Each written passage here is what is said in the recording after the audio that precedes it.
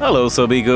आपको मानना होगा कि कभी कभी लोग एक मुखौटे के पीछे छुपते हैं और अपनी असलियत किसी को सामने नहीं आने देते। यही बात जानवरों पर भी लागू होती है, लेकिन इसकी वजह थोड़ी डिफरेंट हो सकती है। आखिरकार उनका दिमाग इंसानों की तरह चालाक थोड़ी होता है। बहुत से कीड़े, जानवर और पक्षी कैमोफ्लेज का इस्तेमाल शिकारियों से बचने या खुद शिकार के लिए करते हैं, और कभी कभी तो इनकी मिमिक्री स्किल्स बेहद खूबसूरत होती हैं।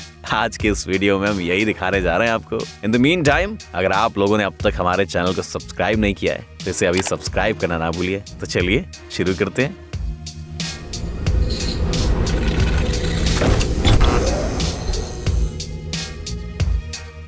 Fake snake.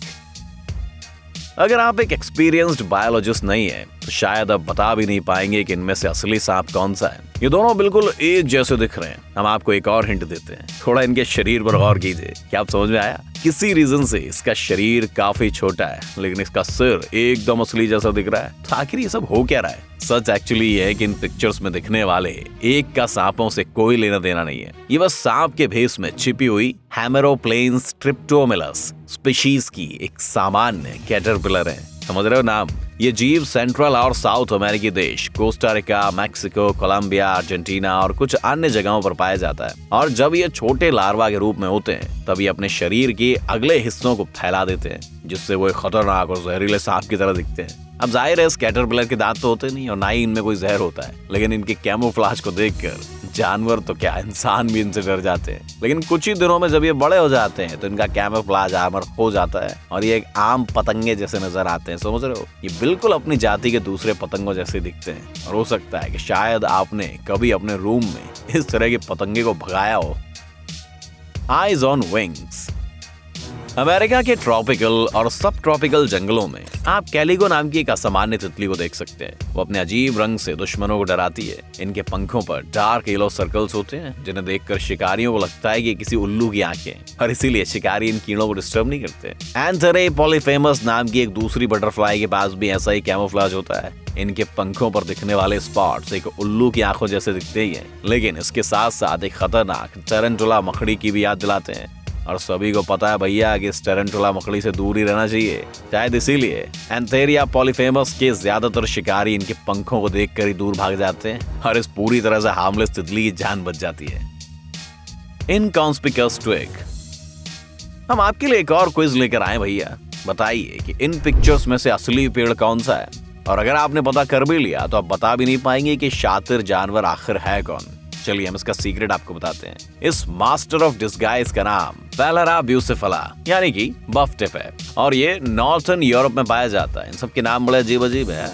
जब ये आराम कर रहे होते हैं ना, तब ये जिंदा भी नहीं लगते। ये बटरफ्लाई खुद को अपने पंखों के अंदर रोल कर लेती है और किसी पौधे की लकड़ी जैसी दिखती है। जाहिर है जब तक आप इन्हें डिस्टर्ब नहीं करते तब तक इन्हें पेड़ के पत्तों पर या दूसरी छोटी लकड़ियों के बीच ढूंढ पाना इम्पॉसिबल है। आपको बता दें कि बफ टिप अपने इस कैमोफ्लेज का इस्तेमाल सिर्फ शिकारी जानवरों से बचकर आराम करने के लिए करते हैं। भैया आराम की बात है, देख रहे हो आराम कितना जरूरी है। आप कहते हो आराम है।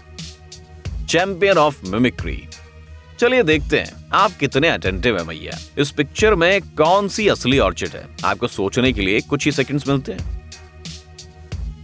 लेकिन अगर आप गलत भी चुनेंगे तो कोई बात नहीं, आप अकेले ऐसे इंसान नहीं है। हम यहाँ एक ऐसे कीड़े की बात कर रहे हैं जिसके पास बेहद रिमार्केबल एक्टिंग टैलेंट है। ये हमारा छोटा सा प्रेइंग मैंटिस। आप इस कीड़े को पूरे विश्वास के साथ एक सीक्रेट मिशन पर भेज सकते हैं, क्योंकि इसका दुश्मन कितना भी सतर्क क्यों ना हो, पर फिर भी वो इसे एक्सपोज नहीं कर पाएगा। और तो और प्रेइंग मैंटिस खुद भी एक शिकारी है, और वो अपने से भी बड़े जीवों जैसे छिपकलियां, सांप, चूहे और पक्षियों का भी शिकार कर सकता है। अपने बेहतरीन कैमोफ्लेज के साथ ये अपने सिर को 180 डिग्री तक घुमा सकता है, और कुदरत ने इसे शार्प स्पाइक्स और ताकतवर पैर भी दिए भैया। लेकिन इसका मुख्य हथियार पता है क्या है? किसी वातावरण में छिपने की अद्भुत कला। इसके स्पेशल कलर के कारण ये कई प्रकार के फूलों और पत्तियों में छिप सकता है। अगर प्रेइंग मैंटिस जमीन पर भी गिर गए तब भी वो आसानी से खुद को छिपा सकता है। अगर जरूरत पड़े तो मिट्टी के सारे शेड्स के रंग में खुद को तैयार कर सकते हैं। बस इसके लिए उन्हें कुछ दिनों का समय लगता है। यहाँ हम आपको एक जरूरी क्लैरिफिकेशन देना चाहेंगे। प्रेइंग मैंटिसेस अपने रंगों को गिरगिट की तरह तुरंत नहीं बदल सकते। इनका रंग उनकी प्रजाति और माहौल पर निर्भर होता है। फॉर एग्जाम्पल,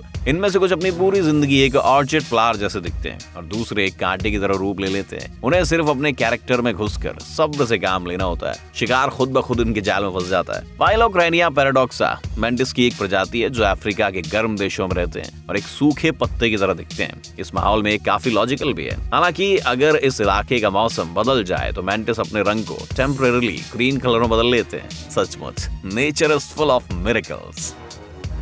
इंसीडियस फ्लाइज, क्या आप इनमें से असली मक्खी पहचान सकते हो? हमें यकीन है कि आप नहीं कर पाओगे। इसे पहचानने के लिए आपको इसके पास जाकर खुद को काटने के लिए कहना होगा भैया। सच तो ये है कि इन फोटोज में दिखने वाली एक मक्खी आपके घर में भी हो सकती है। अगर एक कैटरपिलर सांप बन सकता है, एक पतंगा लकड़ी जैसा दिख सकता है, तो एक साधारण सी मक्खी जहरीली शिकारी क्यों नहीं लग सकती? इस कीड़े का नाम हॉवर फ्लाई यानी कि सिर्फिडाई है और ये बिल्कुल आम मकड़ी जैसी दिखती है, लेकिन इसका रूप सिर्फ दुश्मन को डराने के लिए एक दिखावा है और इस कीड़े में किसी को नुकसान पहुंचाने की कोई क्षमता नहीं है। फिर भी ये मक्खी एक जहरीली मक्खी की इतनी बेहतरीन नकल करती है कि वो असली मधुमक्खियों को भी बुद्धू बनाकर उनके छत्ते में सैर करके आ जाती है। जी हाँ, जेम्स बॉन्ड के पास भी इस तरह के जासूसी स्किल्स नहीं होंगे, बता रहा हूँ आपको। रॉबर फ्लाई भी इसी तरह का एक कीड़ा है जो सिमिलर लाइफस्टाइल के साथ जीता है, लेकिन हॉवर फ्लाइज के विपरीत इनके पास जहरीला सलाइवा होता है और इसीलिए इनका बाइट एक बम्बल बी के बाइट जितना स्ट्रॉन्ग हो सकता है। जाहिर है रॉबर फ्लाई सच में बम्बल बीज नहीं होते, पर वो अपने आप को